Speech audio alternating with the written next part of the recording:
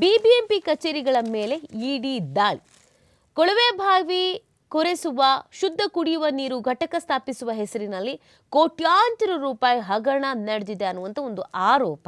ದಾಖಲೆಯನ್ನು ವಶಕ್ಕೆ ಪಡ್ಕೊಳ್ಳಲಾಗಿದೆ. ಮಹದೇವಪುರ, ಬೊಮ್ಮನಹಳ್ಳಿ, ಆರ್ ನಗರ, ಕೆಂಗೇರಿಯಲ್ಲಿ ಶೋಧವನ್ನು ಮಾಡಿದ್ದಾರೆ. ಬಿಬಿಎಂಪಿ ಪ್ರಧಾನ ಇಂಜಿನಿಯರ್ ಮೇಲೂ ಕೂಡ ರೇಡ್ ಮಾಡಿದ್ದಾರೆ.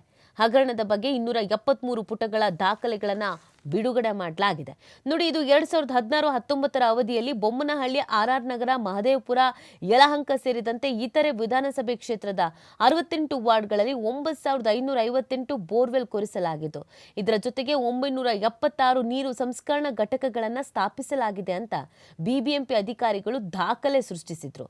ಆದರೆ 1000ಕ್ಕೂ ಕಡಿಮೆ ಬೋರ್ವೆಲ್ ಕೊರೆಸಿ ಬಿಬಿಎಂಪಿ ಅಧಿಕಾರಿಗಳು ತಪ್ಪು ಲೆಕ್ಕ ಕೊಟ್ಟು ಕೋಟ್ಯಾಂತರ ರೂಪಾಯಿ ಅಕ್ರಮ ಎಸಗಿದ್ದಾರೆ ಅಂತ ಆರೋಪಿಸಿ ಬಿಜೆಪಿ ಮುಖಂಡ ಎನ್.ಆರ್. ರಮೇಶ್ ದೂರು ನೀಡಿದ್ರು.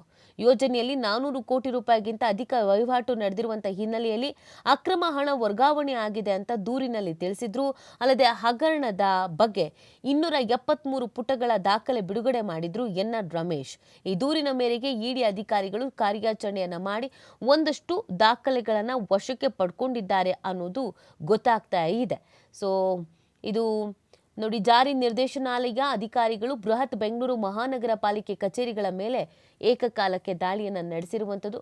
ಮಹತ್ವದ ದಾಖಲೆಗಳನ್ನು ಈ ಸಂದರ್ಭದಲ್ಲಿ ಜಪ್ತಿ ಮಾಡಿದ್ದಾರೆ.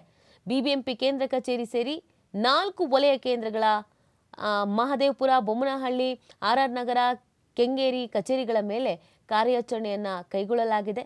ಬಿಬಿಎಂಪಿ ಪ್ರಧಾನ ಇಂಜಿನಿಯರ್ ಡಾಕ್ಟರ್ BS ಪ್ರಹ್ಲಾದ್ ಕಚೇರಿಯಲ್ಲಿ ಪ್ರಮುಖವಾಗಿ ಶೋಧ ಕಾರ್ಯವನ್ನು ಮಾಡಲಾಗಿದೆ. ಈ ವೇಳೆ ಅಕ್ರಮ ಸಂಬಂಧ ದಾಖಲೆಗಳು ಪತ್ತೆ ಆಗಿದೆ ಅಂತ ಕೂಡ ಹೇಳಲಾಗ್ತಾ ಇದೆ.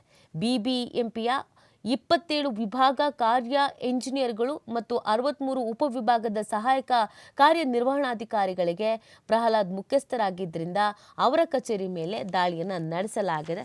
ಒಂದಷ್ಟು ಪ್ರಮುಖವಾದ ದಾಖಲೆಗಳನ್ನು ಈ ಸಂದರ್ಭದಲ್ಲಿ ವಶಕ್ಕೆ ಪಡ್ಕೊಂಡಿದ್ದಾರೆ ಅನ್ನೋದು ಗೊತ್ತಾಗ್ತಾ ಇದೆ. ಸೊ ಇನ್ನು ಈ ಹಗರಣದ ವಿಚಾರಕ್ಕೆ ಸಂಬಂಧಪಟ್ಟಂತೆ ಯಾವ ರೀತಿಯಾದಂಥ ದಾಖಲೆಗಳು ಸಿಕ್ಕಿದೆ, ಏನು ಎತ್ತ ಅನ್ನೋದನ್ನ ಕಾದು ನೋಡಬೇಕಾಗಿದೆ.